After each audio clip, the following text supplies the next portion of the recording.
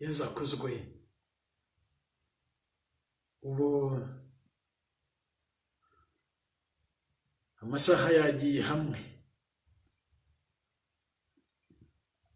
bwagorobye aho ndi nanjye, nubwo ndeba akazuba kakiva ariko ni saa moya zirenga. Ni mu mujyi wa Madrid. Nitwa Padiri Jeremy Habyarimana. Tugiye kuganira gatoya ku byerekeranye no guhinduka muri iki gihe gikomeye cy'umwijima.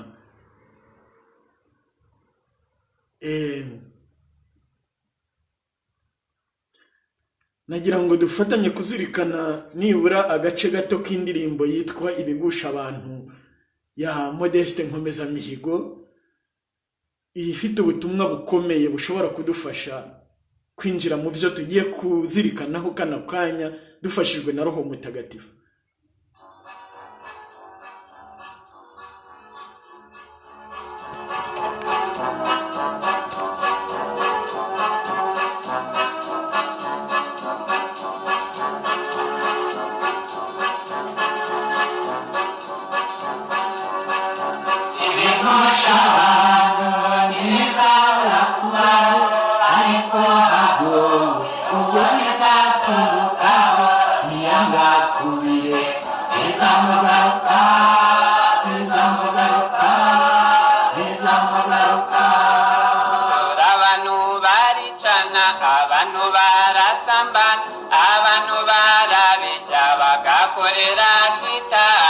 Umuriro yagenewe nabo bazawusangire, ntibizabura kubaho ariko hagowe uwo bizaturuka, niyanga kubireka bizamugaruka, bizamugaruka, bizamugaruka. Bamwe bariyamamaza ngo barakijijwe kandi bagapingana, barangwa no gusebanya ngo bakorera Imana, naho byahebira ukajya. Ntibizabura kubaho ariko hagowe uwo bizaturuka, niyanga kubireka bizamugaruka, bizamugaruka, bizamugaruka. Dore igihe cyarageze ngo ibintu bisobanuke, ugaragaza uriwe haba imbere n'inyuma, tureke kwiyoberanya duseka n'imbereka. Ntibizabura kubaho ariko hagowe uwo bizaturuka, niyanga kubireka bizamugaruka, bizamugaruka, bizamugaruka. Uyu muririmbyi rero w'umukarisimatike yaririmbye amagambo ya Yezu dusanga muri Luka 17 umurongo wa mbere kugera ku wa 2. Igihe Yezu yavuga ati bigusha abantu ntibizigera bireka kubaho ariko hagowe uwo bizaturukaho.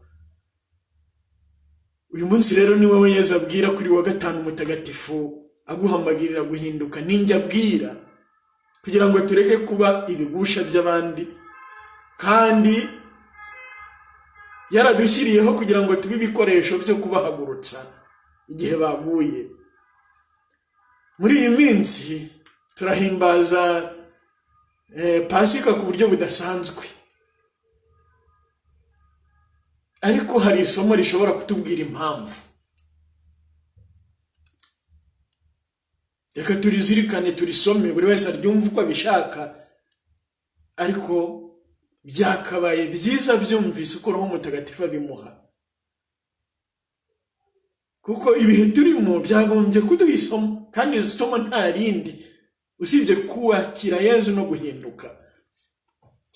Iryo somo ni iby'umuhanuzi yahanuye, umuhanuzi Izayi,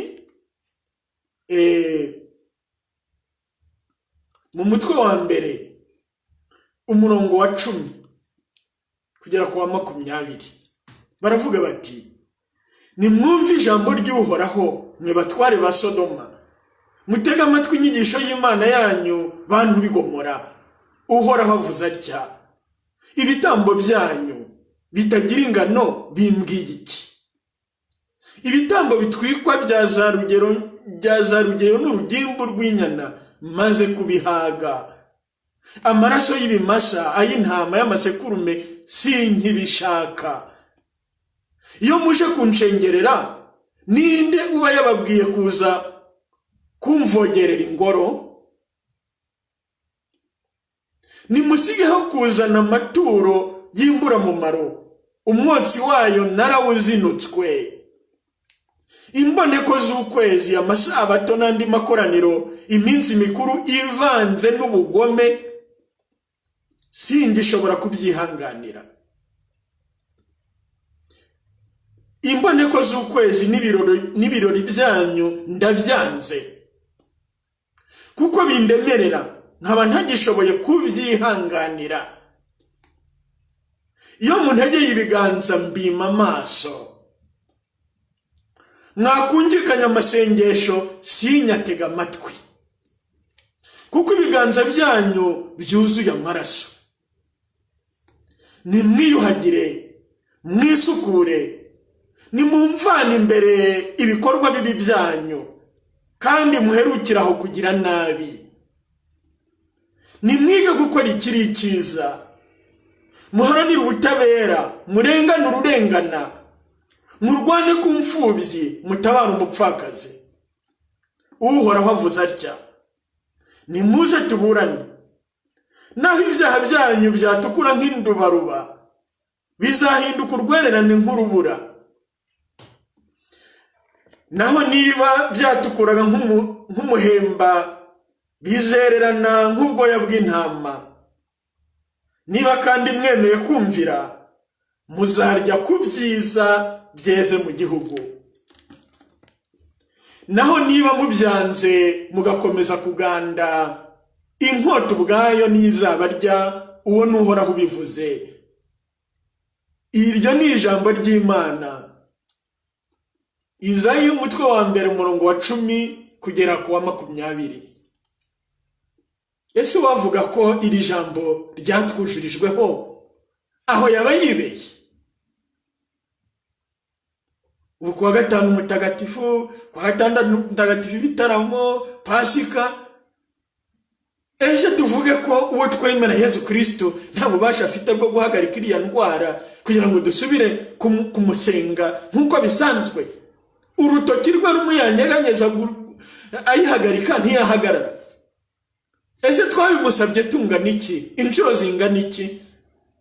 None se iyo ndwara yarahagaze? Ubu ndavuga coronavirus COVID-19 kuva yatangira nta gihe amasengesho atavutswe. Yewe nanjye narayavuze nsaba kugira ngo iyo ndwara ihagarare, ariko kugeza ubu iracyakomeje. Ese ikibazo ni iyo ndwara? Ikibazo se ni amasengesho cyangwa se ikibazo ni imitima yacu? Ese uwo dushaka kubwira tumusaba w'ibyo yadusabye twarabikoze? Igihe rero kirageze bavandimwe, kugira ngo ibihe turimo bitwigishe ko umuntu wese uri mu cyaha agomba kukivamo. Iyo niyo ndwara mbi, iyo niyo coronavirus COVID-19 mbi. Ubwo bugome bwawe, ubwo busambanyi bwawe, ubusinzi bwawe, ibiganza biriho amaraso. Hari abantu baroga, hari abantu bica kuri iki gihe, hari abakuramo amada akica abana babo. Ibyo byose ni ibintu biremereye isi, kandi ingaruka z'icyaha turabizi ko ari urupfu. Ngaho rero Yesu Kristo we udukunda ubarashaka kutuburira, aragira ngo biriya bitubere ikimenyetso atari cyo kumva ko turi bicibwa, ko nta gishobora guhinduka, ahubwo ko dushobora kuba abantu bashya. Iyi Pasika koko ikatuvugurura. Ushaka kumva irindi somo,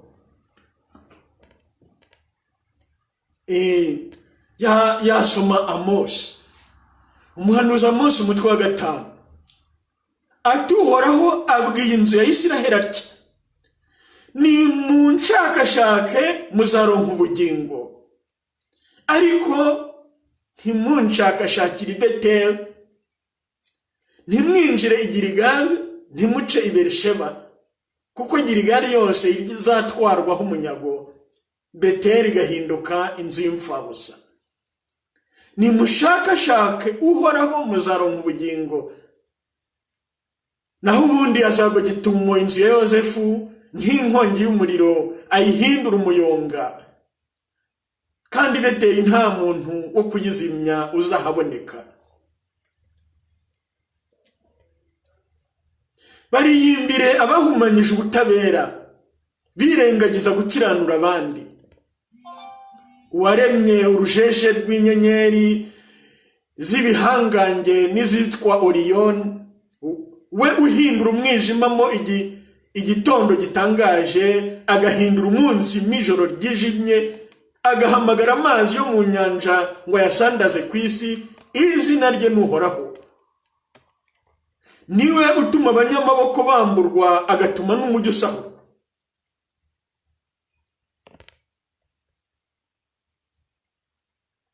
Nimushake ikiri cyiza ikibi mukireke, kugira ngo mushobore kubaho, maze uhoraho umugabo w'ingabo abazabane namwe uko mubivuga. Nimwange ikibi mukunda icyiza, musubize ubucamanza umwanya wabwo mu rukiko, wenda hari uhoraho umugabo w'ingabo yazababarira agasigisigi ko mu muryango wa Yozefu.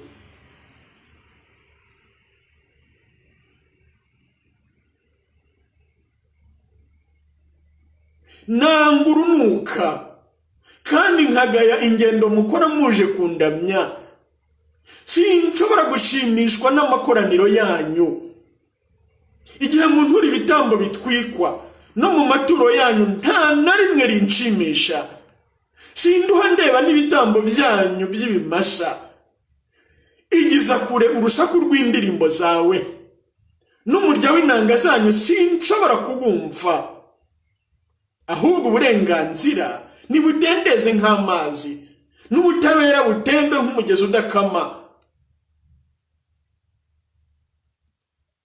Ngayo magambo y'uhoraho yabwiye umuhanuzi Amosi mu mutwe wa 5. Ushobora gusoma wose. Umutwe wa 5 umurongo wa mbere kugera kwa 27. Ushobora kuhasanga amagambo. Ubu rero muri iki gihe twavuga tutibeshye ko Nyagasani Yezu yahagaritse ibitambo twamuturaga, amasengesho twavugiraga mu ruhame, ibyo byose yarabihagaritse, kandi niwe wenyine uzongera kudukingurira imiryango ya kiliziya ye. Ngaho rero natwe nitumukingurira imitima, nimukingurira imitima koko. Tureke gukina n'ibyaha, tureke gukina na sekibi na serupfu. Nukina n'icyaha uzasekurwa n'urupfu. Urupfu rwihishe mu cyaha, nta gushidikanya. Yezu rero aguhamagaye kuko aragukunda. Umva ijwi rye, utsinde icyaha, uzabaho. Nkuko nyine Pawulo intumwa nawe ahamagara avuga ati mu Banyefesi umutwe wa 5 umurongo wa mbere kugera ku wa 14, akarangiza avuga ati kanguka usinziriye, haguruka uve mu bapfuye, Kristo yeza kumurikire. Buri wese ahamagariwe kuvugurura ubuzima bwe.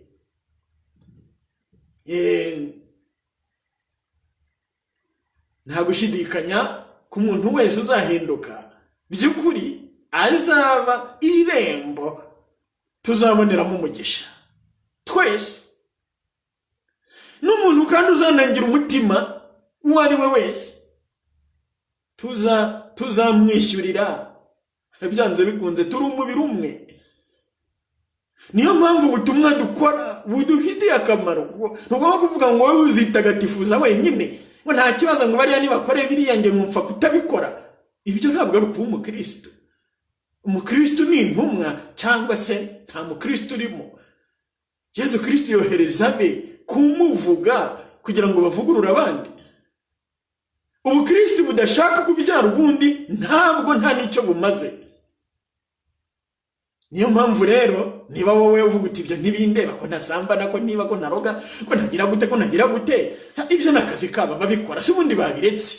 None se wowe kujya utababwira abo bavandimwe bawe babana batarasezeranye, kuko utababwira uti nimugende musezerane, nimutandukane, kuki mubana mu busambanyi, nimubireke.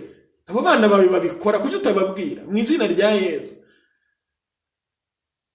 Ibyo rero bisaba imbaraga za Roho Mutagatifu. Niyo mpamvu tugomba kumwiyambaza dukomeje. Bavandimwe, niba udafite Roho Mutagatifu ntushobora kugira icyo uvuga ngo urabuza umuntu gukora ibi n'ibi, ngo uramubwira ibya Yesu, ntibishoboka, ntabyo washobora. Muri urwo rwego rero reka turangize twisabira Roho Mutagatifu kutwuzuza izo mbaraga zo kubwira abandi, guhamagarira abandi guhinduka. Twebwe ubwacu twakira izo mbaraga zikaduhindura by'ukuri, kuko ntawe utanga uwo adafite. Niba Yesu atakurimo ntawe uzamufasha guhura nawe, ibyo birumvikana.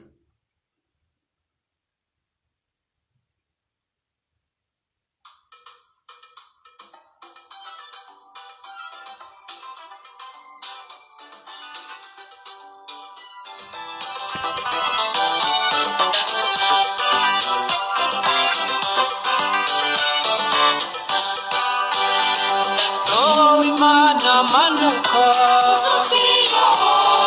ese turagukeneye, winuduha amahoro, amahoro y'umutima, utubere umuhoza, wino iwacu mu mitima.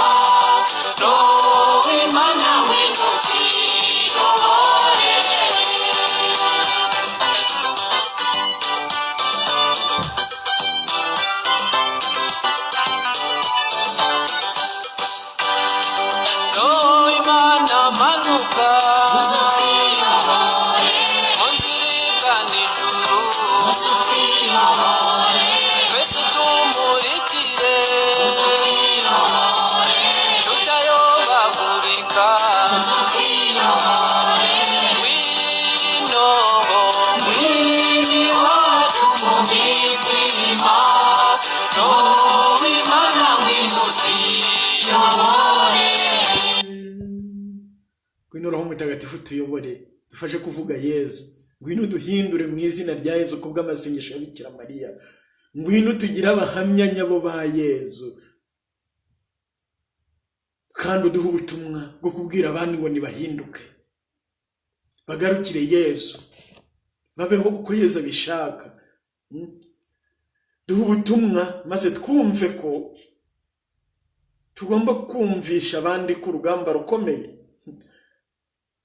Turarwana na shitani, urayihusha, yo ntiguhusha kuko ari umwanzi.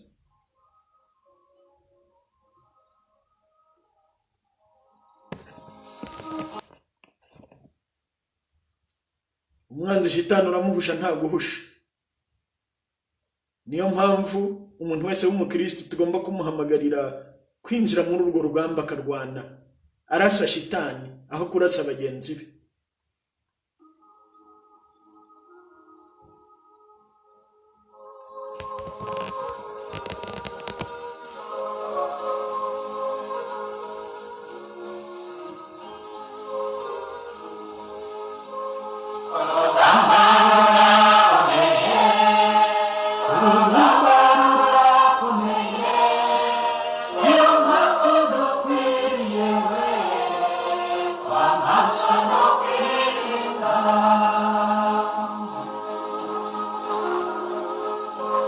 Abamutsinde bamaso, abakristo nimube maso, amashitani byadukorera biri hafi kutunaniza. Urugamba rurakomeye,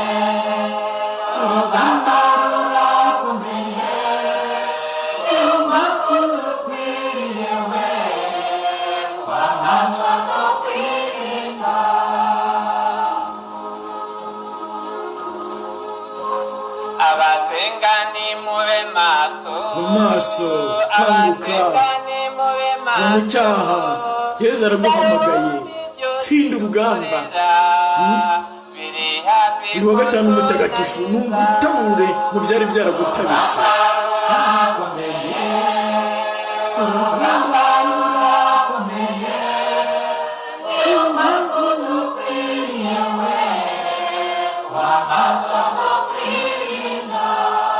mubyeyi bikira mariya afashe buri wese gutsinda urwo rugamba kuva none byo gusangira na yezu ubugingo bw'iteka. Nyagasani yezu nabane namwe, ushobora byose nabaha umugisha, Imana Data na Mwana na Roho Mutagatifu. Ngaho rero mugire pasika nziza mupfana kandi mukazukana na Yezu, mukaba amatara yaka atazigera zima na rimwe cyangwa se ngo azimye ayandi.